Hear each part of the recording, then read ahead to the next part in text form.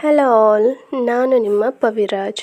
ಇವತ್ತು ತುಂಬ ರುಚಿಯಾಗಿರುವಂಥ ವೆಜಿಟೇಬಲ್ ಕಟ್ಲೆಟ್ನ ಹೇಗೆ ಮಾಡೋದು ಅಂತ ನೋಡ್ಕೊಂಡು ಬರೋಣ ಬನ್ನಿ. ಮೊದಲಿಗೆ ಇಲ್ಲಿ ನಾನು ಬೇಯಿಸ್ಕೊಂಡಿರುವಂಥ ಬೀಟ್ರೂಟ್ನ ತೊಗೊಂಡಿದ್ದೀನಿ, ಹಾಗೆ ಬೇಯಿಸ್ಕೊಂಡಿರುವಂಥ ಆಲೂಗಡ್ಡೆ ತೊಗೊಂಡಿದ್ದೀನಿ, ಹಾಗೆ ಬ್ರೆಡ್ ಕ್ರಮ್ಸು, ಹಾಗೆ ಒಂದೆರಡು ಮೀಡಿಯಮ್ ಸೈಜ್ ಆಗುವಷ್ಟು ಈರುಳ್ಳಿನ ಚಾಪ್ ಮಾಡ್ಕೊಂಡಿದ್ದೀನಿ, ಹಾಗೆ ಸ್ವಲ್ಪ ಕ್ಯಾಪ್ಸಿಕನ್ನು, ಒಂದು 3-4 ಸ್ಪೂನ್ ಆಗುವಷ್ಟು ರವೆ, ಶುಂಠಿ ಬೆಳ್ಳುಳ್ಳಿ ಪೇಸ್ಟು, ಚಾಟ್ ಮಸಾಲ, ಹಾಗೆ ಹಸಿಮೆಣಸು, ತುರಿದಿಟ್ಕೊಂಡಿರುವಂಥ ಕ್ಯಾರೆಟು, ಹಾಗೆ ಕೊತ್ತಂಬರಿ ಸೊಪ್ಪು. ಇವಾಗ ಇವಿಷ್ಟನ್ನು ಮಿಕ್ಸ್ ಮಾಡ್ಕೋಬೇಕು. ಮೊದಲಿಗೆ ಇಲ್ಲಿ ನಾನು ಬೇಯಿಸ್ಕೊಂಡಿರುವಂಥ ಆಲೂಗಡ್ಡೆ ಹಾಗೂ ಬೀಟ್ರೂಟ್ನ ಹಾಕಿ ಚೆನ್ನಾಗಿ ಸ್ಮ್ಯಾಶ್ ಮಾಡ್ಕೋಬೇಕು. ಎರಡೂ ಚೆನ್ನಾಗಿ ಮಿಕ್ಸ್ ಆಗಬೇಕು. ಸಾರಿ, ಇವತ್ತು ನನ್ನ ವಾಯ್ಸ್ ಕೆಟ್ಟೋಗಿದೆ, ತುಂಬ ಕೋಲ್ಡ್ ಆಗಿದೆ, ಹಾಗಾಗಿ ವಾಯ್ಸ್ ಅಷ್ಟೊಂದು ಚೆನ್ನಾಗಿಲ್ಲ. ಇವಾಗ ಇವೆರಡನ್ನೂ ಚೆನ್ನಾಗಿ ಮಿಕ್ಸ್ ಮಾಡ್ಕೊಂಡಿದ್ದೀನಿ.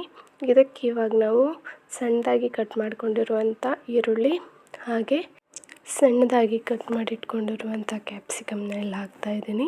ನೀವು ಬೇಕಾದರೆ ಯಾವ್ದು ಬೇಕಾದರೂ ತರಕಾರಿನ ಹಾಕ್ಕೋಬೋದು.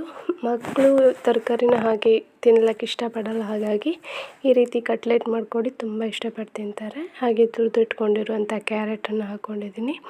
ಬೈಂಡಿಂಗ್ ಚೆನ್ನಾಗಿರಲಿ ಅಂತ ಒಂದು 3 ಸ್ಪೂನ್ ಆಗುವಷ್ಟು ರವೆನ ಇಲ್ಲಿ ಹಾಕ್ಕೊಳ್ತಾ ಇದ್ದೀನಿ. ಹಾಗೆ ಚಿಕ್ಕದಾಗಿ ಕಟ್ ಮಾಡಿ ಇಟ್ಕೊಂಡಿರುವಂತಹ ಹಸಿಮೆಣಸು, ಶುಂಠಿ ಬೆಳ್ಳುಳ್ಳಿ ಪೇಸ್ಟನ್ನ ನಾನಿಲ್ಲಿ ಹಾಕ್ಕೊಳ್ತಿದ್ದೀನಿ. ನೀವು ಬೇಕಾದರೆ ಈ ಶುಂಠಿನ ತುರಿದು ಬಿಟ್ಟು ಕೂಡ ಹಾಕ್ಕೋಬೋದು. ಹಾಗೆ ಸ್ವಲ್ಪ ಚಾಟ್ ಮಸಾಲ, ಹಾಗೆ ಸ್ವಲ್ಪ ಕೊತ್ತಂಬರಿ ಸೊಪ್ಪು.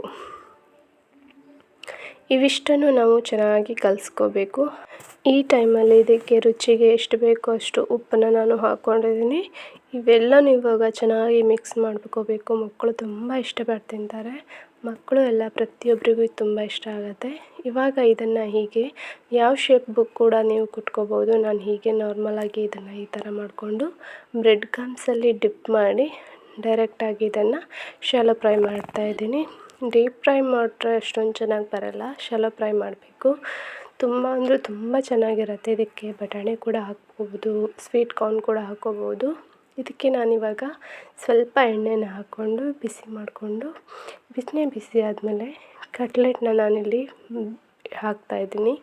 ಕಟ್ಲೆಟ್ ಎರಡು ಸೈಡ್ ಕೂಡ ಚೆನ್ನಾಗಿ ಫ್ರೈ ಆಗಬೇಕು. ಹೊರಗಡೆಯಿಂದ ತುಂಬ ಕ್ರಿಸ್ಪಿಯಾಗಿ, ಒಳಗಡೆಯಿಂದ ತುಂಬ ಸಾಫ್ಟಾಗಿ ಬರುತ್ತೆ. ತುಂಬಾ ರುಚಿಯಾಗಿರುತ್ತೆ ತಿನ್ನಲಿಕ್ಕೆ. ಟೊಮೆಟೊ ಸಾಸ್ ಜೊತೆ ಇಲ್ಲ, ಕೆಚಪ್ ಜೊತೆ ತುಂಬ ಚೆನ್ನಾಗಿರುತ್ತೆ. ನೀವು ಒಂದ್ಸರಿ ಟ್ರೈ ಮಾಡಿ ನೋಡಿ. ಮಕ್ಕಳಿಗಂತೂ ತುಂಬ ಇಷ್ಟ ಆಗುತ್ತೆ. ಒಂದ್ಸಾರಿ ಮಕ್ಕಳಿಗೆ ಮಾಡಿಕೊಟ್ಟು ನೋಡಿ. ಹೀಗೆ ನಾನು ಎಲ್ಲ ಕಟ್ಲೆಟ್ನೂ ಫ್ರೈ ಮಾಡ್ಕೊಂಡಿದ್ದೀನಿ. ಇವಾಗ ನಾನು ಇದನ್ನು ಪ್ಲೇಟಿಂಗ್ ಮಾಡ್ತೀನಿ. ಇದು ಟೊಮೆಟೊ ಕೆಚಪ್ ಜೊತೆ, ಹಾಗೆ ಟೊಮೆಟೊ ಹಾಟ್ ಸಾಸ್ ಬರುತ್ತಲ್ವ, ಅದ್ರ ಜೊತೆ ಎಲ್ಲ ತುಂಬ ಚೆನ್ನಾಗಿರುತ್ತೆ. ಮಾತ್ರ ಸಂಜೆ ಟೈಮಲ್ಲಿ ಮಾಡ್ಕೊಂಡು ತಿಂತಾಯಿದ್ರೆ ತುಂಬಾ ಚೆನ್ನಾಗಿರುತ್ತೆ. ಮಕ್ಕಳು ಕೂಡ ತುಂಬ ಇಷ್ಟಪಟ್ಟು ತಿಂತಾರೆ. ನೋಡಿ ಎಷ್ಟು ಸಾಫ್ಟಾಗಿದೆ ಅಂತ. ತುಂಬ ಸ್ವೀಟಾಗೂ ಇರುತ್ತೆ, ಹುಳಿಯಾಗೂ ಇರುತ್ತೆ, ತುಂಬಾ ಚೆನ್ನಾಗಿರುತ್ತೆ. ನೀವು ಟ್ರೈ ಮಾಡಿ.